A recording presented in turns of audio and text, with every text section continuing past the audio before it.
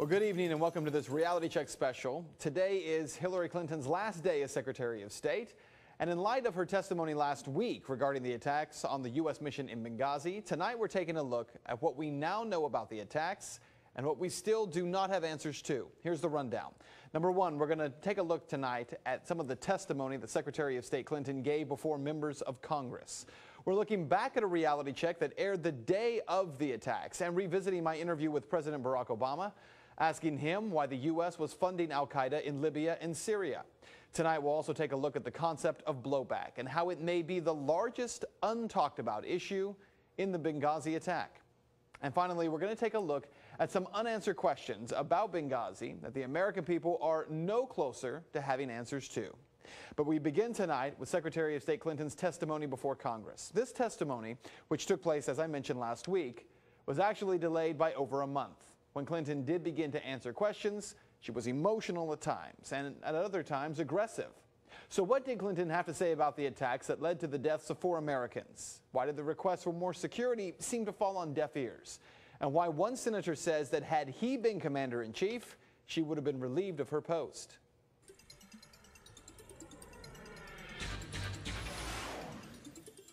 Secretary of State Clinton went before the Senate Foreign Relations Committee to give an account for what happened leading up to and during the attack on the U.S. compound in Benghazi, Libya. You know, I do feel responsible. I feel responsible for the nearly 70,000 people who work for the State Department. I take it very seriously. Secretary of State Clinton testified for 90 minutes. Now, we've got to break down that testimony in just 3 minutes. The whole thing came down really, though, to 3 questions. Why did the administration originally blame a YouTube video for the attack? No. Again, we were misled that there were supposedly protests and then something sprang out of that, an assault sprang out of that. And that was easily ascertained that was not the fact. And the American people could have known that within days, and they didn't know that. With all due respect, the fact is we had 4 dead Americans. Was it because of a protest, or was it because of guys out for a walk one night who decided they'd go kill some Americans?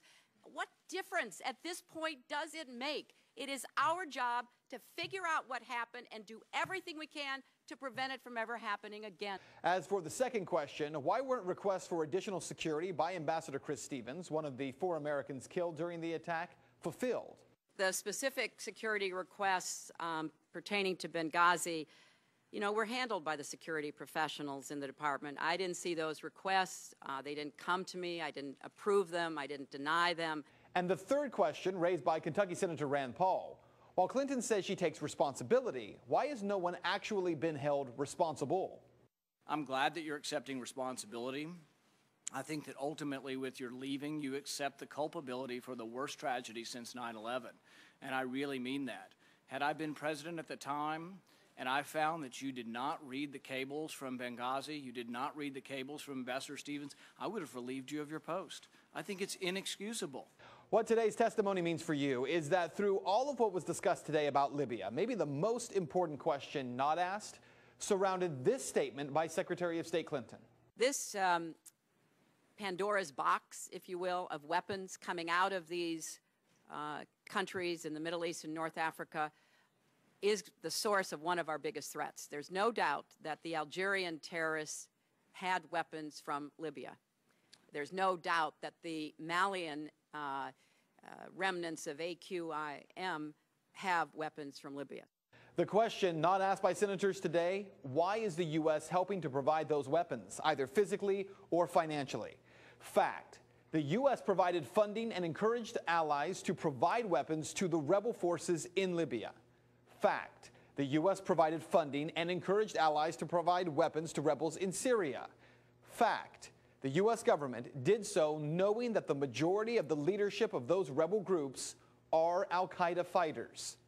And that is Reality Check. Now, throughout the night, I want to encourage you to make your voice heard on any of these stories. You can head over to my Facebook page and weigh in on tonight's special. You can find me by searching Ben Swann. As part of her testimony, Clinton reiterated statements that she had made in October of 2012, that ultimately the buck stopped with her. Clinton reportedly took responsibility for security failures with an interview with CNN. But the question that many people have asked, how did Clinton really take responsibility without accepting any real professional consequence? Here's a look back at that report from October.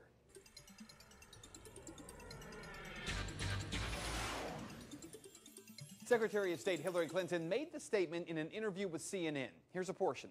I take responsibility. I'm in charge of the State Department, 60,000 plus people all over the world, 275 posts. The president and the vice president certainly wouldn't be knowledgeable about specific decisions that are made by security professionals. So what exactly did Secretary of State Clinton take responsibility for? Well, to understand that, you have to consider what Vice President Biden said in last week's VP debate. We weren't told they wanted more security again. We did not know they wanted more security again. The reason why Biden's statement was so surprising, because the House Oversight Committee announced last week that at least 13 security-related incidents had taken place in the past 6 months at the mission in Libya. And in a letter sent to Secretary of State Clinton from the committee, quote, multiple U.S. federal government officials have confirmed that prior to the September 11 attack, the U.S. mission in Libya made repeated requests for increased security in Benghazi. The mission in Libya, however, was denied these resources by officials in Washington. So that means, 1, the U.S. mission in Libya made repeated requests for security. 2, those requests were denied by Washington. 3, Vice President Biden says the White House didn't know. 4, Secretary of State Clinton now says she's the one responsible. And she went on to say this.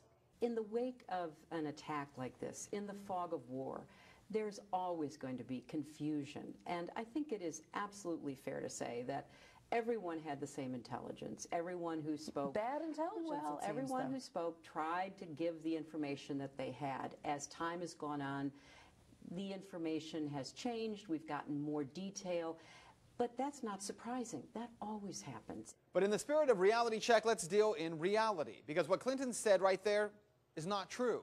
She's going back to the YouTube video, we thought it was a protest, turns out it wasn't, argument. As Reality Check has told you, information from across the intelligence community within 24 hours of that attack pointed to an attack by Ansar al-Sharia, a Libyan branch of al-Qaeda. And yet the prevailing narrative from statements by President Obama, UN Secretary Susan Rice, and even Clinton herself focused on the influence of the YouTube video. So the bottom line here, even though national media continues to praise Clinton for falling on her sword, as they say, she's done nothing of the kind. Hasn't resigned, hasn't been fired, isn't taking a fall for anything. She hasn't even made a public apology to the family of Secretary Stevens and the 3 other Americans for not passing along and approving those requests for more security. Why not an apology to the YouTube filmmaker who, even if you disagree with his movie, was not responsible for those deaths of 4 Americans after all? At least this, tell us what specific policies and protocol might be changed in light of what happened. You see, it's hard to take responsibility and still claim you've done nothing wrong. And that is Reality Check. Still ahead, fighting a war on terror. But is the U.S. actually funding the enemy? What President Obama himself tells Fox 19. And welcome back to this Reality Check special. The attack on the U.S. mission in Benghazi was on September 11th, 2012. If you think back to that day, as reports began to come in, it was very unclear what had happened. It just so happened on the same day of the attack, we ran a reality check in which I questioned President Obama about why the United States had been funding al-Qaeda in Syria as we had in Libya. Here's a look back at that reality check from September 11th.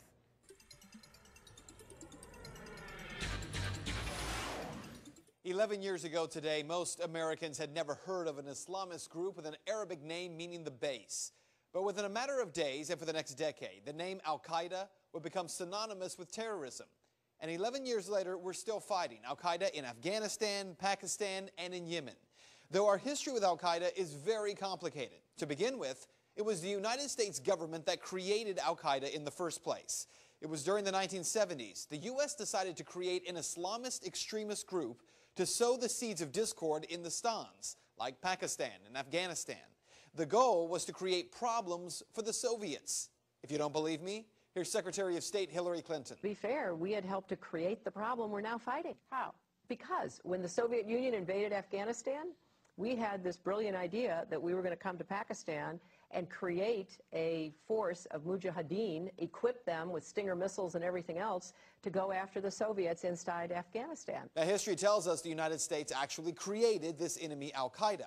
Well, since 9/11, we've spent over $1 trillion battling al-Qaeda in Afghanistan, Pakistan, and in Yemen, not to mention the Iraq War, which was, if you'll remember, originally sold as a safe haven for al-Qaeda. That, of course, turned out to be false. So if al-Qaeda is our sworn enemy, why is the United States supporting al-Qaeda fighters as part of the Syrian opposition, just as we did al-Qaeda fighters in the Libyan uprising? Well, that was the question I posed to President Obama during my one-on-one interview with him. You mentioned about al-Qaeda during your speech, going after al-Qaeda in Afghanistan, certainly going after them in Yemen as well. And yet there's some concern about the U.S. funding the Syrian opposition when there are a lot of reports that al-Qaeda is kind of heading up that opposition. How do you justify the two? Well, I share that concern, and so what we've done is to say we will provide non-lethal assistance to Syrian opposition leadership that are committed to a political transition, committed to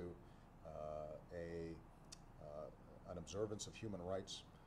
We're not going to just dive in and get involved with a civil war that, in fact, involves some elements of people who are genuinely trying to get a better life, but also involve some folks who would, over the long term, do the United States harm. So what about what the president said there? It is true that publicly the United States is providing non-lethal support to Syria.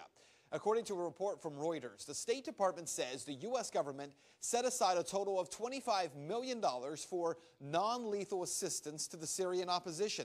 A U.S. official said that was mostly for communications equipment, including encrypted radios. But there are questions about what else the U.S. has been doing. Well, right now the U.S. is providing non-lethal assistance. We are facilitating other countries.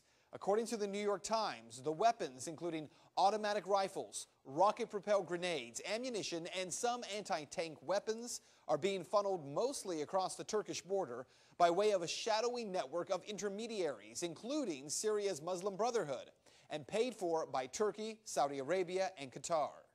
The Times goes on to say that the CIA is part of that process of getting these weapons to these groups, though the U.S. isn't actually providing the weapons themselves. So what you need to know is the old enemy of my enemy is my friend adage just doesn't seem to work here.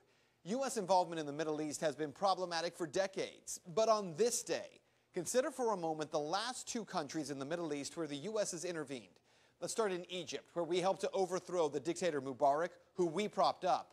Well, today, thousands of protesters gathered outside the embassy in Cairo. The American flag, flying at half-mast to mark the anniversary of 9/11, was ripped down and destroyed. And also today in Libya, an armed mob attacked the U.S. consulate in Benghazi and set fire to the building. And in both cases, those protests happened over a film that reportedly offends Islam. The point is that the same opposition we support today very well may be the same militants who we're at war with tomorrow. A foreign policy that doesn't seem to make a whole lot of sense. And that is Reality Check. Still ahead, a terrorist attack, 4 Americans dead. All from a YouTube video? The real reason those Americans lost their lives and what the media isn't telling you.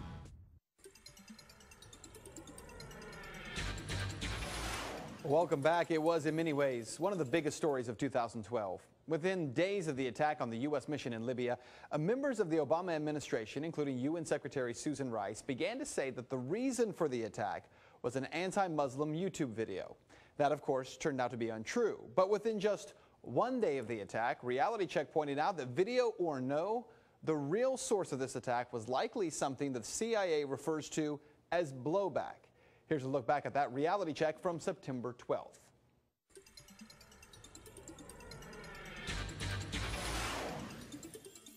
Well, details behind the murder of U.S. Ambassador Chris Stevens and 3 other U.S. citizens during an attack on the U.S. Embassy in Benghazi are beginning to take shape. And it looks like what the CIA calls blowback may be the biggest issue here. Authorities now say they no longer believe it was just a mob scene, rather a coordinated attack by militants from an Islamist group, Ansar al-Sharia, a little-known Islamist group inside of Libya, inspired by and possibly connected to al-Qaeda. The first wave got inside of the compound, and then a second wave penetrated a secure location inside the building. Once inside, the militants killed Stevens and 3 others. Now, reports from the scene say that the attackers were armed with guns and even used a rocket-propelled grenade. As one reporter points out, that RPG is a weapon not traditionally carried by protesters, but commonly used by terrorists. Yes, a weapon that was purchased in large quantities by the Saudis and Qatar to arm Libyan rebels just a year ago. The United States gave $25 million to the Libyan rebels to support the opposition against Muammar Gaddafi. But then, in May of 2011, according to numerous reports, the U.S. asked the Saudis to arm the Libyan rebels. By June, according to Reuters, France became the first NATO country to arm the Libyan rebels directly. The question then, though, who were those rebels and who were the opposition forces? Because even as the weapons and the money were flowing to opposition forces in Libya, there were plenty of reports that behind the opposition were al-Qaeda fighters. In spring of 2011, an Italian newspaper interviewed Abdel Hakim al-Hasidi, the Libyan rebel leader, and he told the newspaper that jihadists who fought against U.S. and NATO troops in Afghanistan and in Iraq were on the front lines of the battle against Gaddafi's regime.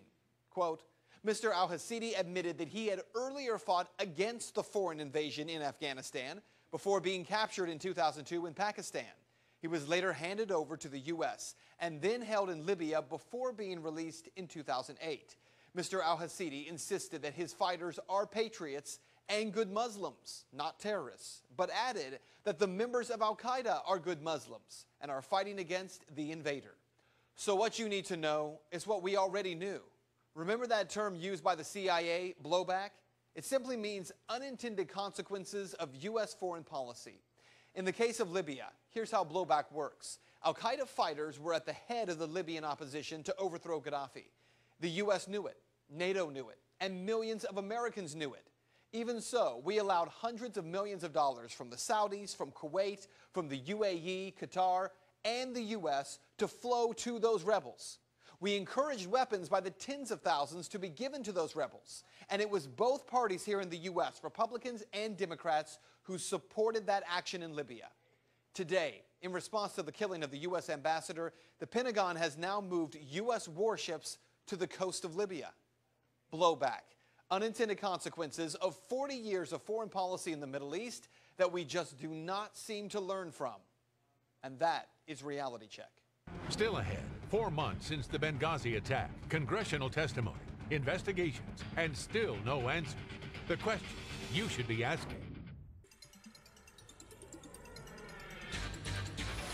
Well, thanks for staying with us for this Reality Check special as we look back on the terrorist attacks on the U.S. and Libya. You know, for all the testimony, for all that's been said in the media, 4 months after that attack, and there are still looming questions that have not been answered. Lieutenant General Boykin, an original member of Delta Force and the former commander of the U.S. Special Operations Command, says that during her testimony before the Senate, Clinton failed to answer one very important question. Why didn't she get a military response and put boots on the ground when the attack was taking place?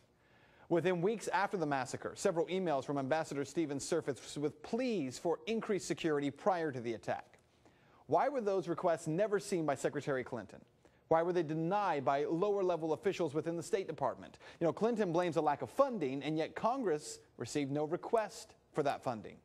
And finally, even though it has been called by many a moot point, where did the claim come from that the attacks were the results of a YouTube video? We know that some claim talking points were given to UN Ambassador Susan Rice. That's understandable, but no one has said who gave her the talking points in the first place. Those questions, quite honestly, we may never get an answer to. And yet we continue to look, we continue to search. And as John Kerry becomes the new Secretary of State for the United States, we wonder whether or not we'll get the answers. As journalists, we encourage that other journalists will continue to ask those questions as well. That's our show for you tonight. Thanks for being with us. We'll see you back here on Monday. Good night.